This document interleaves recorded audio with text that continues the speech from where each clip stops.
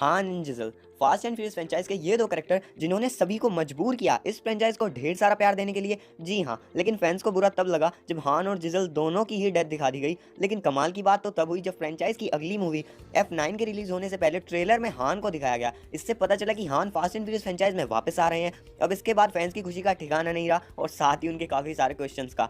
अब सभी ने अपने अपने दिमागी घोड़े दौड़ाने शुरू कर दिए कि हान कैसे जिंदा है और इसके पीछे क्या स्टोरी है। और जब बात हान की हो तो जीजल तक कैसे नहीं जाएगी। फिर क्या, फैंस के दिमाग में डाउट्स ही डाउट्स। ज्यादा बातें गल गॉडेट यानी जीजल के बारे में हो रही है, शायद इस वजह से क्योंकि आजकल गल गॉडेट अपनी शानदार फिल्मों से सबके दिलों पर छाई हुई है। शायद इसी वजह से फैंस के दिमाग में जीजल को लेकर ज्यादा डाउट्स हैं कि आखिर जीजल अभी तक जिंदा हैं और अगर हैं तो कैसे हैं। तो इन सभी डाउट्स के आंसर के लिए आपका सस्पेंस और बढ़ाते हुए वीडियो शुरू करते हैं। लेकिन आंसर देने से पहले हम आपको फ्रेंचाइज के कुछ कैरेक्टर्स याद दिलाना चाहते हैं। तो इनमें सबसे पहला जो हमारा नाम है वो है लेटी। हम सब जानते हैं कि फास्ट एंड फ्यूरियस पार्ट 4 में लेटी की डेथ दिखा दी गई, लेकिन अगले ही पार्ट में फिल्म के एंड में उन्हें वापस दिखाया गया और फैंस को अगली मूवी तक सस्पेंस में छोड़ दिया गया। और फिर फ्यूरियस 6 में लेटी की शानदार वापसी हुई और दिखाया गया कि आखिरकार इसके पीछे क्या स्टोरी थी। Number 2, Shaw brothers. फ्रेंचाइज के लिए काफी बड़ा रोल प्ले करने वाले ये दो कैरेक्टर कहीं ना कहीं हान और जिजल की डेथ में भी बड़ी भूमिका निभा रहे हैं। कैसे, वो आपको जल्दी पता चल जाएगा। तो चलिए बात कर लेते हैं सभी चीजों को ब्लास्ट करने वाले डेकर्ड शॉ के बारे में। ये बात आपको पता ही होगी कि हान की डेथ के पीछे डेकर्ड शॉ का ही हाथ था। अब जरा अपने दिमाग पर थोड़ा जोर डालिए और याद कीजिए, फ्यूरियस 7 में जब डॉम को पता चलता है कि हान की डेथ हो चुकी है तो डॉम ने खुद कहा था कि जिसने हान के साथ ऐसा किया है उसके साथ भी वैसा ही होगा। और फिल्म को देखते हुए लगा भी था कि डेकर्ड शॉ को मरा हुआ दिखाया जाएगा, लेकिन ऐसा कुछ भी नहीं हुआ। फिल्म के खत्म होते होते दिखाया गया कि सिर्फ डेकर्ड शॉ जेल गए हैं और फिर फ्रेंचाइज की अगली मूवी यानी फेट ऑफ द फ्यूरियस में डेकर्ड शॉ को वापस लाया गया। और यही नहीं, इसके बाद डेकर्ड शॉ का डॉम के हाथों मरना, उसके बाद फिल्म के लास्ट में डेकर्ड शॉ का एक बार फिर से वापस आकर डॉम की हेल्प करना और फिल्म के खत्म होते होते उन दोनों में दोस्ती हो जाना। अब ये बातें थोड़ी हजम नहीं होती कि डॉम जो कि हान को अपने भाई जैसा मानता है, एक बंदा जो कि हान को मार देता है, उससे दुश्मनी दोस्ती में कैसे बदल सकती है। कि हान की डेथ हुई ही नहीं थी, ये सब उनका प्लान होगा ऑफ कोर्स जीजल के साथ अपनी प्राइवेट लाइफ जीने के लिए। लेकिन एक मिनट, जीजल तो मर चुकी है, तो शायद आप भूल रहे हैं हमने शॉ ब्रदर्स की बात की थी, ओवेन शॉ तो अभी बाकी हैं।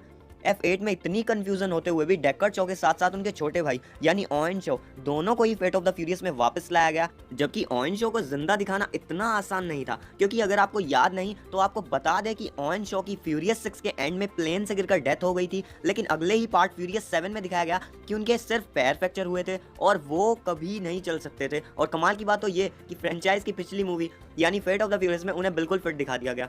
वाह क्या बात है। खैर, यहीं से हमारा एक डाउट तो क्लियर होता है कि आखिरकार जिजल जिंदा कैसे हो सकती हैं। जी हाँ, इसका आंसर यही है।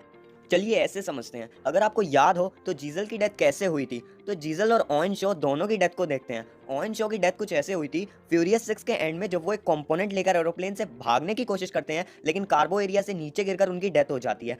और अगर हम जीजल की डेथ पर ध्यान दें तो उनकी कार वायर्ड केबल से एरोप्लेन को उड़ने से रोकने के लिए नीचे आधी हवा में और आधी जमीन पर होती है, जिसमें हान और जीजल होते हैं और हान को बचाते हुए जीजल नीचे गिर जाती हैं और उनकी डेथ हो जाती है।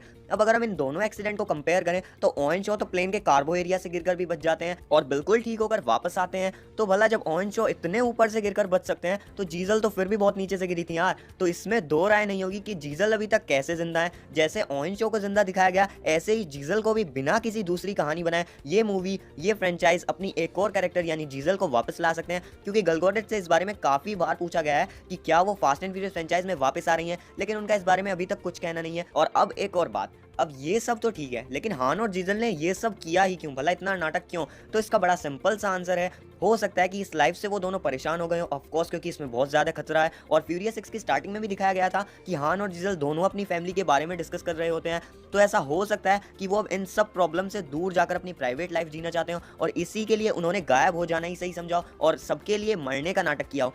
और लास्ट में सभी डाउट्स का एक सीधा आंसर, और शायद इस बात से आप सब भी मुझसे एग्री होंगे, देखा जाए तो फास्ट एंड फ्यूरियस फ्रेंचाइज में कहीं ना कहीं हमारे इंडियन नाटकों का तड़का लगा हुआ है। क्योंकि आप खुद ही देखिए, F9 में डॉम के भाई, यहाँ पर F1 से लेकर लास्ट तक इतनी सारी मूवीज में ऐसा कुछ नहीं दिखाया गया था कि डॉम का कोई ब्रदर भी है, लेकिन F9 में डॉम के भाई को लाया गया है। लेटी की डेथ होना, फिर उनका वापस आ जाना, लेकिन याददाश्त खो जाना, और इसी के साथ साथ शो ब्रदर्स को जिंदा दिखाना, डेकर्ड शो का मरना और जिंदा हो जाना, उसके बाद डॉम की हेल्प करना, फैंस को हॉब्स एंड शॉ की जोड़ी पसंद आने पर Fast and Furious presents Hobbs and Shaw को ले आना, कहीं की कहानी कहीं जोड़ देना। शायद अपने इन्हीं सब कारनामों से ये फ्रेंचाइज सभी को खूब एंटरटेन करती है। अब अगर ये फास्ट एंड फ्यूरियस फ्रेंचाइज अपने इन दो कैरेक्टर्स को और किसी ना किसी कहानी, किसी ना किसी नाटक के साथ वापस लाती है तो उसमें कोई शॉकिंग बात नहीं होगी।